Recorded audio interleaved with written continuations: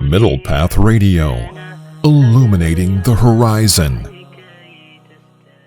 Assalamu alaikum wa rahmatullahi wa barakatuhu. Nahmaduhu wa nusalli ala rasulihin kareem.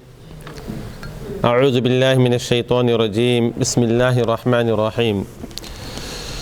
شهر رمضان الذي أنزل فيه القرآن هدى للناس وبينات من الهدى والفرقان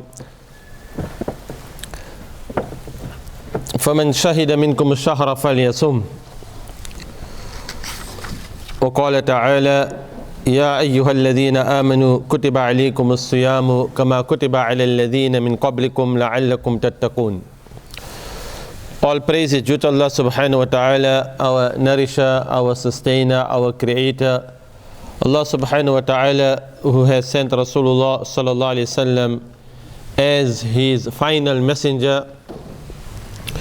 And before we proceed even further, just to see how many of you made an attempt to do the observation of the Hilal for the month of Sha'ban.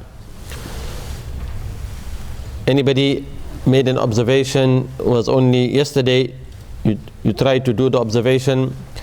And yes, indeed, for those of you who may not be aware, there has been reports of observations and sighting even here in the UK. A very great effort to revive the effort of trying to do the sighting for every Islamic month.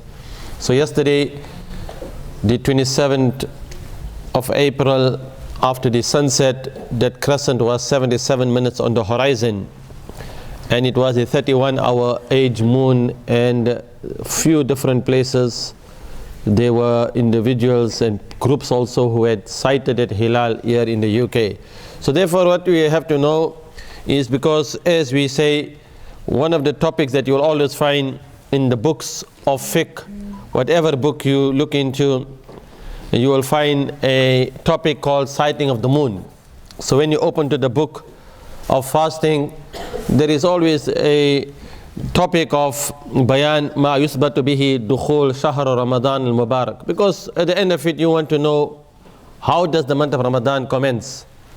And the month of Ramadan also will commence with the sighting of the Hilal, sighting of the crescent.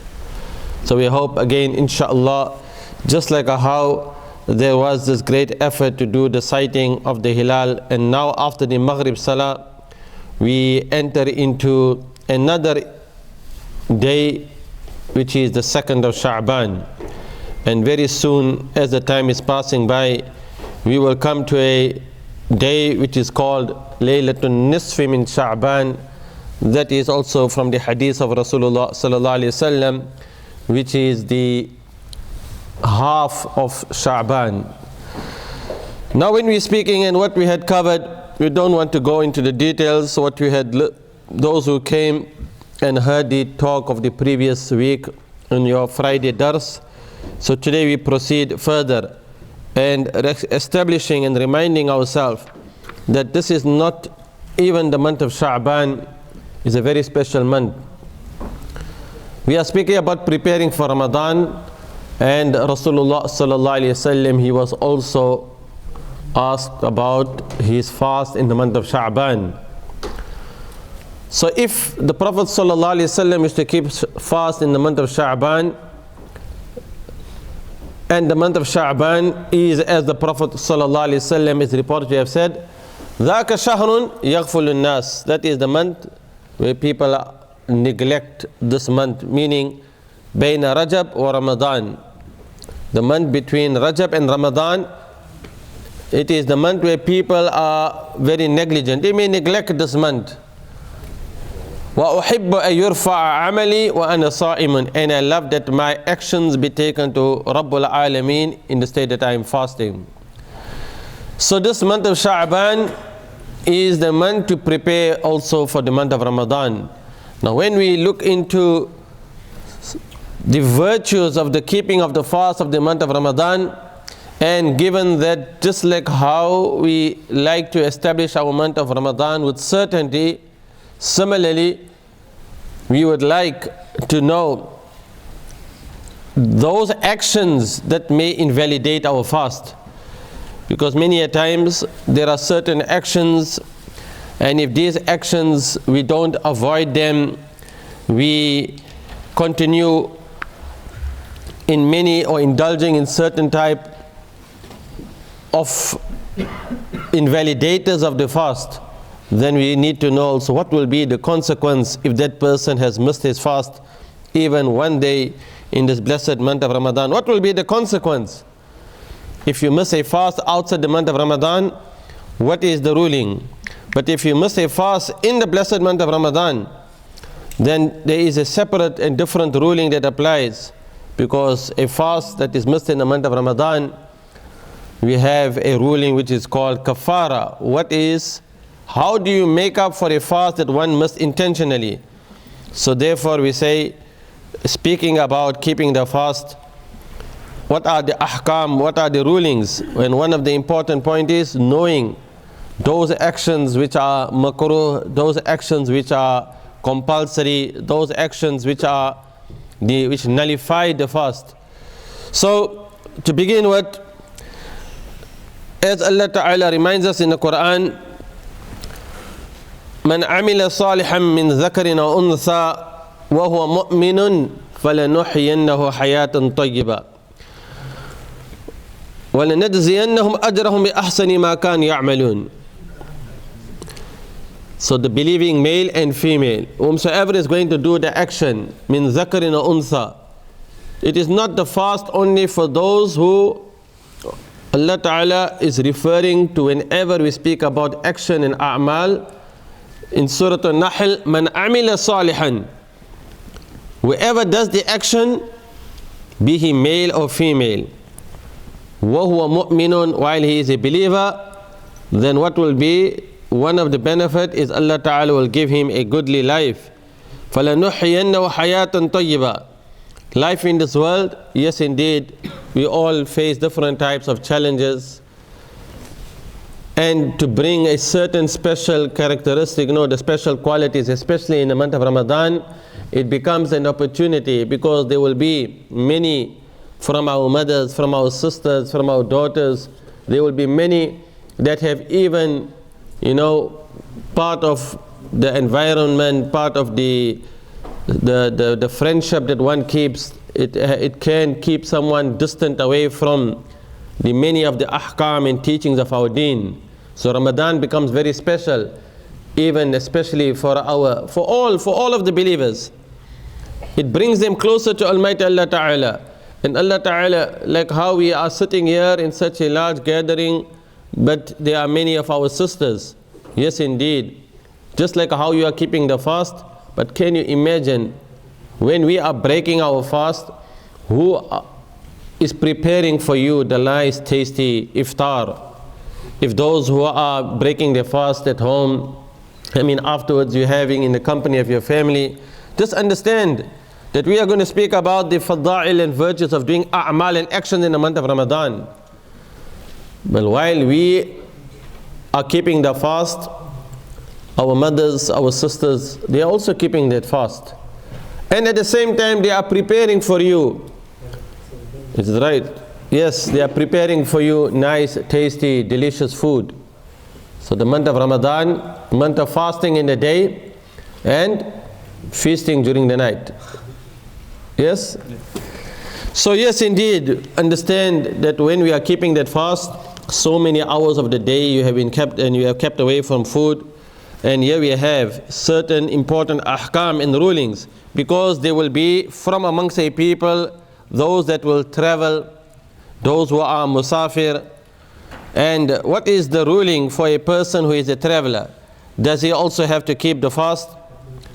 When Allah Ta'ala has given certain rukhsa, that you are a traveler, you are a musafir, and a musafir, فَمَنْ كَانَ مِنْكُمْ مَرِيضًا أَوْ عَلَى سَفَرٍ فَعِدَّةٌ مِنْ أَيَّامٍ أُخَرٍ. Then there is the permissibility, and that type of traveler and that type of musafir, if he is a musafir, if he cannot keep that fast, then he will have to make qada of that fast on other days. فَعِدَّةٌ مِنْ أَيَّامٍ أُخَرٍ. If a person is ill, if a person is sick, and a person cannot keep that fast in the month of Ramadan, and if he had a valid reason, then just like how he has a permissibility, to break his fast for the sick person or not able to keep that fast, then it is allowed for him, the musafir and the person that is ill, the person that is sick. So there will be many who will be, sometimes there is a patient and they don't want to miss their fast. There are those even in a habit that they will do, and they will maybe abstain from many of those ahkam, many of the teachings. They will not be punctual with it, but when it comes to fasting, there is a very special connection. Even though they may be indulging in certain other types of sinning, but when it comes to fasting, they would not want to leave that fast because they have a special connection with keeping that fast.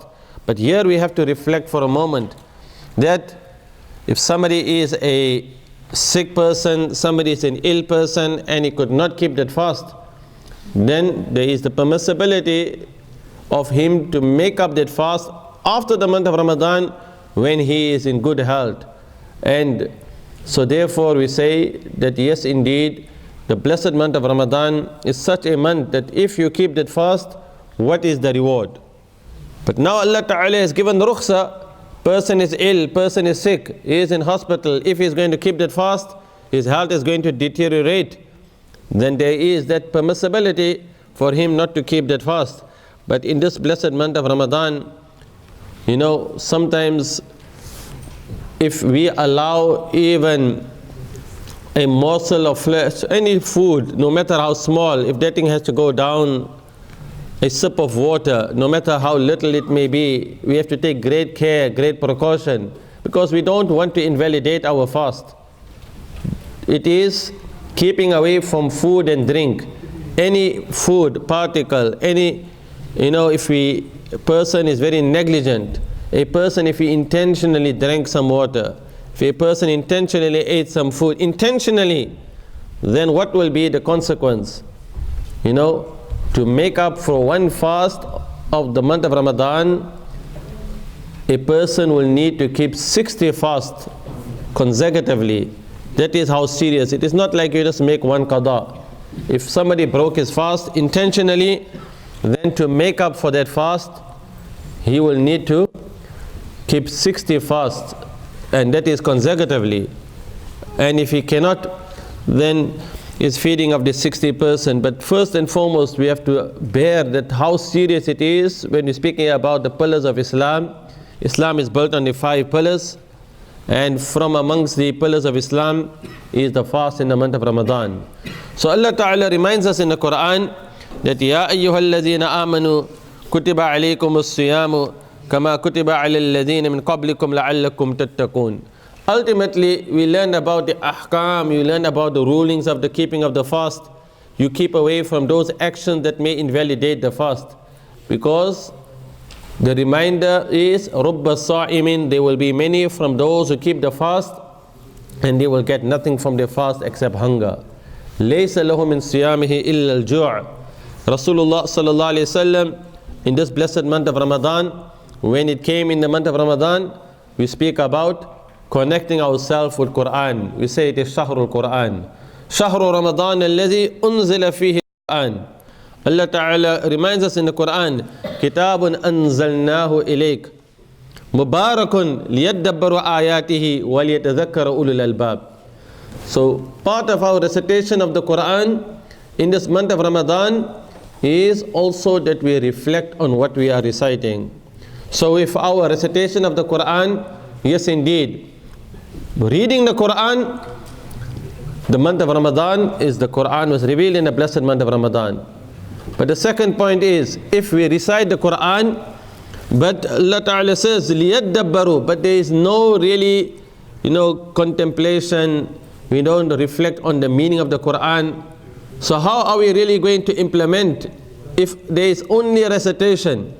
So we have a time, we should at least make some effort in the blessed month of Ramadan to be from those people whom Rasulullah sallallahu alaihi wasallam is reported to have said, خَيْرُكُمْ مَنْ تَعَلَّمَ الْقُرْآنَ وَعَلَّمَ.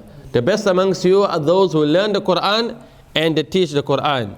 So a people can be divided in different categories in the month of Ramadan. there will be those whom وَمَنْ أَعْرَضَ عَنَّ ذِكْرِ اللَّهِ فَإِنَّ لَهُ مَعِيشَةً ضَنْكًا. This is the condition.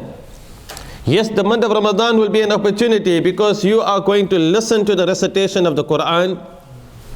You are going to open the Qur'an.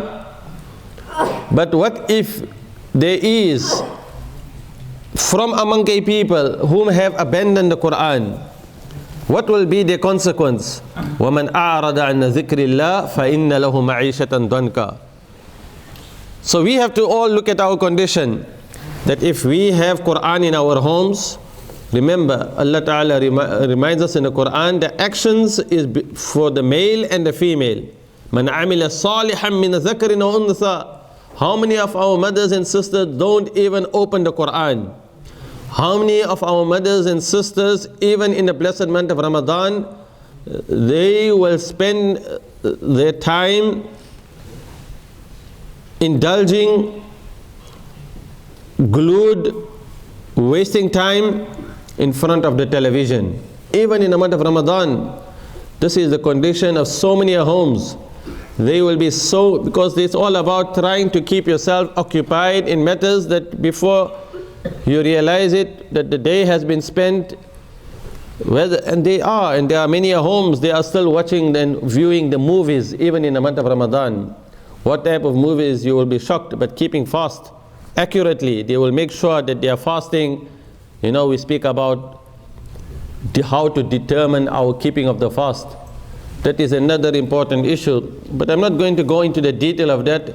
It's just that given that we have in the UK, there is great confusion every year with the determining of our beginning of our every Islamic month. Also there is a confusion about the beginning of when do we commence our fast. That is another important issue, because there are so many calendars that are printed, and if one masjid is printing a calendar, sometimes 2-3 individuals, they decide and they look at the calendars, this one looks nice and easy, and another one will say, yeah, we are going to save some hours, and then they compared how many hours of fasting, and therefore we don't understand that how was that calendar prepared. We have not even understood, but then they will be finger pointing that this masjid is following, I don't know. I don't want to go into detail, but there was a lot of detailed discussions, and those not all have a deep understanding about preparing of the calendar in our time, because your commencing of the fast is from the time of Subh Sadiq.